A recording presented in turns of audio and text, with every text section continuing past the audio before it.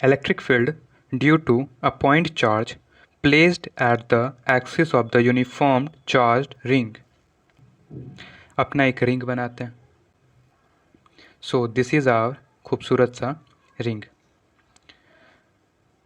And ठीक है। इसके एक्सिस पे रिंग से एक्स डिस्टेंस पे एक पॉइंट चार्ज रखा हुआ है और इस रिंग का रेडियस कैपिटल आर है. तो हम लोगों को इस पॉइंट चार्ज पे इस चार्ज रिंग के वजह से इलेक्ट्रिक फील्ड क्या होगा ये फाइंड करना है.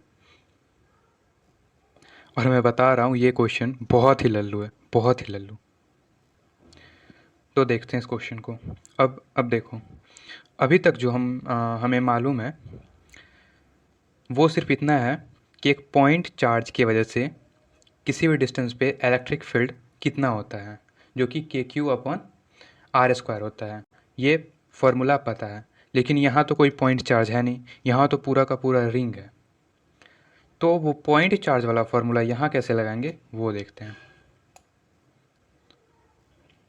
तो अब यहाँ देखो, मैं क्या बोल रहा हूँ कि इस रिंग को छोटे छोटे पार्ट में डिवाइड कर देते हैं. मतलब कि इस रिंग का यहाँ पे एक बहुत छोटा सा पार्ट काटते हैं जिसको कि DQ बोल देते हैं, और इस पूरे रिंग पे कैपिटल Q चार्ज है.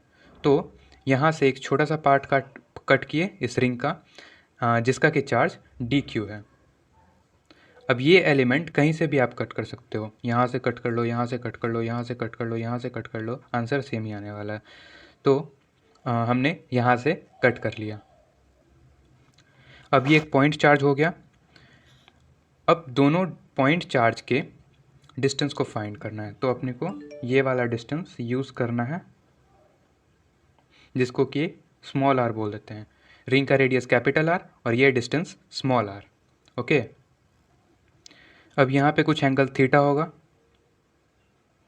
ठीक. इस पॉइंट चार्ज की वजह से इस पे इलेक्ट्रिक फील्ड कुछ इस डायरेक्शन में होगा. एंड इलेक्ट्रिक फील्ड एक वेक्टर क्वांटिटी है, ये तो पता ही है. कुछ d इस डायरेक्शन में होगा. एंड अगर ये थीटा है तो ये एंगल भी थीटा ही होगा, अपोजिट एंगल. तो ये एंगल भी थीटा ही होगा. अब वेक्टर यहाँ पे यूज़ करते हैं. अगर ये vector d electric field vector है एंड इसके बीच का एंगल थीटा है, तो इसका ये वाला कंपोनेंट कुछ DE cos थीटा होगा एंड इसका परपेंडिकुलर वाला कंपोनेंट DE साइन थीटा होगा. अब यहाँ पे एक बहुत ही औसम चीज़ देखने को मिलेगा.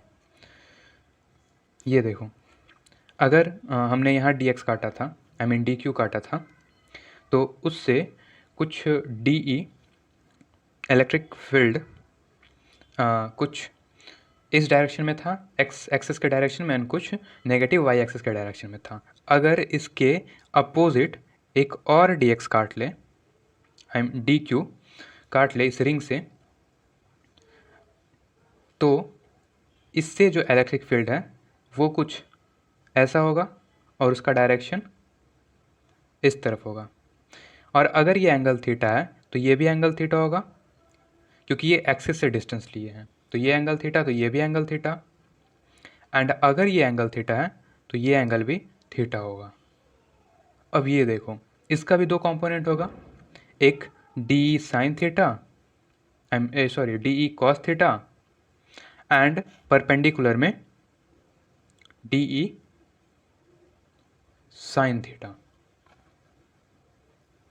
अब यहाँ जो है DE कॉस थीटा वाला कंपोनेंट दोनों सेम डायरेक्शन में है एंड DE साइन थीटा वाला कंपोनेंट दोनों अपोजिट डायरेक्शन में है और मैग्नीट्यूड भी सेम है. तो DE साइन थीटा वाला कंपोनेंट कैंसिल हो जाएगा और DE कॉस थीटा वाला कंपोनेंट ऐड हो जाएगा. ठीक है. और ये चीज़ पूरे रिंग पे अप्लाई होगा. जैसे कि अगर मैं यहाँ पे कुछ DQ एलिमेंट काटूँ तो उसके वजह से कुछ डी ई कॉस थीटा होगा एंड कुछ डी ई साइन थीटा होगा। एंड जस्ट इसके अपोजिट अगर मैं कोई दूसरा डी क्यू काटूँ तो उसके वजह से भी कुछ component D E cos theta होगा एंड कुछ साइन थीटा होगा। तो साइन थीटा वाले सारे एक दूसरे के अपोजिट हैं एंड सेम मैग्नीट्यूड हैं, जबकि डी ई कॉस थीटा वाले एक दूसरे के सेम मैग्नीट्यूड एंड एक दूसरे के सेम डायरेक्शन में हैं। तो यहाँ पे सारे डी साइन थीटा वाले कंपोनेंट एक दूसरे को कैंसिल कर देंगे एंड नेट इलेक्ट्रिक फील्ड जो होगा वो अपना डी कॉस थीटा वाले मतलब एक्स एक्सिस के डायरेक्शन में बचेगा। ठीक है। ये डी साइन थीटा वाला कंपोनेंट कॉन्सेप्ट आया या नहीं? रुको मैं समझाता हूँ। देखो ये सेम रिंग है, बस इसको सीधे से रख दिए हैं। एंड जो मैं बोल रहा था कि एक एलिमेंट यहाँ मैंने डी क्यू काटा, देन सेकंड इसके जस्ट अपोजिट, थर्ड मैंने यहाँ लिया एंड फोर्थ यहाँ पे, ये सेंटर है। अब देखो इस डी क्यू के वजह से कुछ कंपोनेंट एक्स के डायरेक्शन में होगा जो कि इससे यूँ बाहर निकलेगा, यूँ, एंड कुछ कंपोनेंट वाई नेगेटिव वाई और पॉजिटिव वाई के डायरेक्शन में होगा जो कि ऐसा होगा। डी क्यू के वजह से, इस वाले डी क्यू के वजह से इस डायरेक्शन में इलेक्ट्रिक फील्ड होगा डी ई, एंड इस वाले डी क्यू की वजह से एक इसके अपोजिट डायरेक्शन में डी इलेक्ट्रिक फील्ड होगा। एंड अब इस वाले की वजह से इस तरफ कुछ होगा एंड इसके वजह से इस तरफ। ये देखो कि इस दोनों का सेम मैग्नीट्यूड है एंड अपोजिट डायरेक्शन है एंड सिमिलर इसका भी है। तो ये दोनों कैंसिल कर देगा एक दूसरे को एंड ये दोनों एक दूसरे को कैंसिल कर देगा। अब ये चीज़ पूरे रिंग में अप्लाई हो रहा है। अगर इसको मैं दो पार्ट में डिवाइड कर दूँ तो यहाँ के लिए कुछ इसके अपोजिट में यहाँ होगा, यहाँ के लिए यहाँ होगा, यहाँ के लिए यहाँ होगा। मतलब इस पूरे एलिमेंट के लिए एक पूरा अपोजिट डायरेक्शन में डी साइन थीटा वाला कंपोनेंट होगा जो कि एक दूसरे को कैंसिल कर देगा। सीधा मतलब ये है कि हमारा जो एक्स एक्सिस में डी ई कॉस थीटा वाला कंपोनेंट बच रहा था बस वो ऐड हो जाएगा एंड अपना नेगेटिव वाई और पॉजिटिव वाई एक्सिस में जो डी ई साइन थीटा वाला कंपोनेंट बच रहा था वो सब एक दूसरे को कैंसिल करके ज़ीरो हो जाएगा। ओके, तो नेट इलेक्ट्रिक फील्ड अपना डी ई कॉस थीटा के वजह से ही आएगा। वाह मोदी जी, वाह वाह वाह। यूज़ करते हैं तो इस डी क्यू की वजह से ये डी ई अपना जो आएगा वो कुछ d E k d q are square small r and cos theta for the net electric field. ठीक है। अब ये तो सिर्फ इस वाले डी क्यू की वजह से हुआ, हमें चाहिए इस पूरे रिंग का, तो इसको इंटीग्रेट कर देते हैं। ओके, इंटीग्रेट करने पे ये अपना हो जाएगा टोटल ई नेट, यहाँ से कांस्टेंट बाहर आ जाएगा, आर स्क्वायर भी बाहर आ जाएगा क्योंकि ये भी कांस्टेंट है, हर एक डी क्यू के लिए आर का वैल्यू सेम ही है, एंड कॉस थीटा भी अपना बाहर आ जाएगा क्योंकि थीटा भी यहाँ पे कांस्टेंट है। इंटीग्रेशन में सिर्फ बच जाएगा डी क्यू, और अगर डी क्यू को इंटीग्रेट करें तो ये अपना आ जाता है कैपिटल क्यू जो कि पूरे रिंग पे चार्ज था एंड आर स्क्वायर और कॉस थीटा। अब ये तो आ गया नेट इलेक्ट्रिक फील्ड, पर इसको और डिफाइंड करना बाकी है, तो डिफाइंड करते हैं इसको। यहाँ पे कॉस थीटा क्या होता है, अगर यहाँ इस थीटा की बात करें तो यहाँ पे अपना कॉस थीटा आ जाएगा। कॉस थीटा होता है बेस अपॉन हाइपोटेनस, तो यहाँ पे बेस है एक्स एंड अपना हाइपोटेनस है आर। ये आ गया कॉस थीटा का वैल्यू। अब इसको आपने इस वाले इक्वेशन में या फॉर्मूले में डालते हैं। यहाँ से ई नेट के Q R square and cos theta का value x upon small R. अब यहाँ r का वैल्यू, तो r क्या है? हाइपोटेनस। और पाइथागोरस के इक्वेशन से अपना r का वैल्यू आएगा under the root of capital R का स्क्वायर प्लस x का स्क्वायर, एंड r स्क्वायर का वैल्यू आएगा कैपिटल R का स्क्वायर प्लस x का स्क्वायर। ओके, तो इस दोनों वैल्यू को इक्वेशन में डालते हैं एंड अपना यहाँ से ई नेट का वैल्यू बस आने ही वाला है, जो आर स्क्वायर का वैल्यू पुट करते हैं, R square plus x square, and this is X and R, small R का वैल्यू हो जाएगा अपना under the root of R square plus x square. इस are square plus x square को ऐसा भी लिख सकते हैं, R square plus x square to the power 1/2, दोनों सिमिलर चीज़ ही होता है। तो यहाँ पे वापस से इसको लिखते हैं k Q R square plus x square x upon r square plus x square to the power 1/2। यहाँ से ई नेट का वैल्यू आ जाएगा अपना k q upon r square plus x square to the power 3/2 and ये x। ये अपना final result रहा electric field इस रिंग के वजह से इस पॉइंट चार्ज पे। अब ये चीज़ कैसे आया, ये चीज़ यहाँ देख लो। अगर इस are square plus x square के क्वांटिटी को, टोटल को z मान लेते हैं, ठीक। z टू द पावर यहाँ पे 1 है एंड इसके मल्टीप्लिकेशन में है r square, I mean r square plus x square को z माने हैं, तो z पे पावर 1/2, ठीक। मल्टीप्लिकेशन है, सेम एलिमेंट है और पावर अलग अलग है, तो मल्टीप्लिकेशन में पावर ऐड हो जाता है।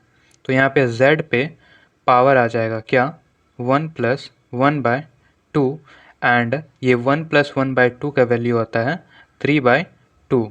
यहाँ पे देख लो यार, 1 + 1/2, ये आएगा 2, this is 2 + 1 and this is 3/2।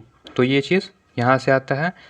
z का वैल्यू क्या था अपना, r square plus x square और उस पर पावर 3/2, तो ये चीज़ यहाँ से आया। तो ये रहा अपना फाइनल रिजल्ट एंड इसको नोट कर लो। अभी मजा आएगा ना भिड़ो।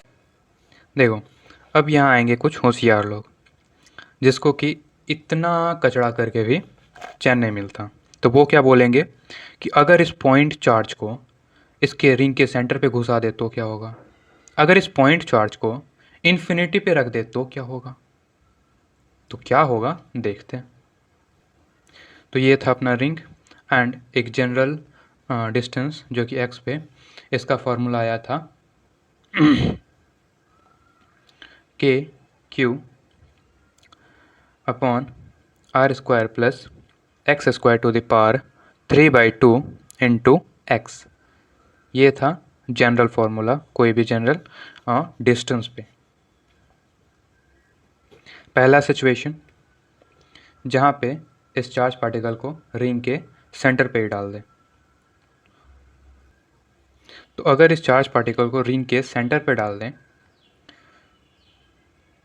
तो उससे होगा ये कि अगर यहाँ से dq एंड dq एलिमेंट काटें तो इसका सिर्फ एक ही डायरेक्शन में इलेक्ट्रिक फील्ड होगा, जो कि इसके वजह से ऊपर एंड इसके वजह से नीचे, एंड सेम चीज़ पूरे रिंग पे अप्लाई होगा। तो अगर ये दोनों एक दूसरे को कैंसिल कर रहा है तो सारा कंपोनेंट, रिंग के सारे कंपोनेंट एक दूसरे को कैंसिल आउट कर देंगे। इट मीन्स कि अगर ये डिस्टेंस घटाकर x कर देंगे तो ई नेट अपना ज़ीरो हो जाएगा। ओके, अब ये मैथमेटिकली भी देख लेते हैं। इस फॉर्मूले में x को ज़ीरो कर दो, मतलब तो यही हुआ ना, इस चार्ज को सेंटर पे घुसा दो, मतलब x ज़ीरो कर दो। तो यहाँ पे के क्यू एक्स का वैल्यू ज़ीरो पुट करो and r square plus zero square to the power 3/2। Numerator में भी ज़ीरो है, डिनोमिनेटर में भी ज़ीरो है, तो मतलब ओवरऑल यहाँ पे अपना ई नेट ज़ीरो आ गया। ठीक, सेकंड केस देखते हैं। जब इस चार्ज को उठाकर बहुत दूर रखें, उसमें क्या होगा, उसके लिए भी एक रिंग बनाते पहले। ये रहा रिंग एंड चार्ज पार्टिकल को रिंग से बहुत ज़्यादा दूर पे रख दिए हैं, इतना दूर कि x is very very very greater than r। मतलब कि यहाँ पे r को नेगलेक्ट कर सकते हैं, r को कुछ मानना ही नहीं है, क्योंकि x बहुत ही बड़ा है, उससे r नेगलेक्ट हो जाएगा।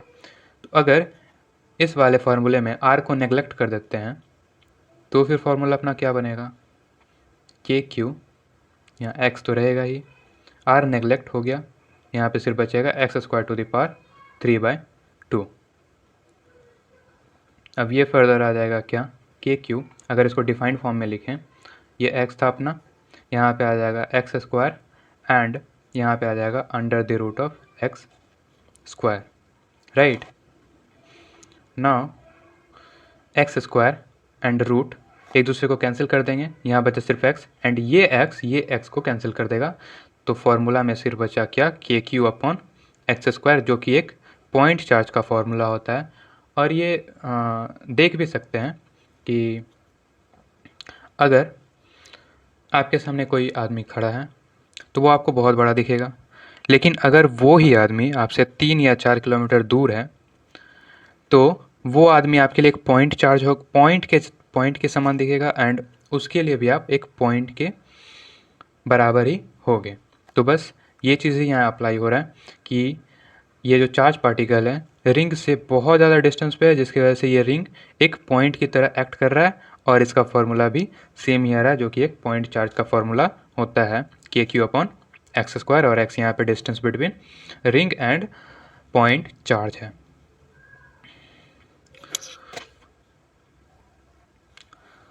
So yeah, that is it.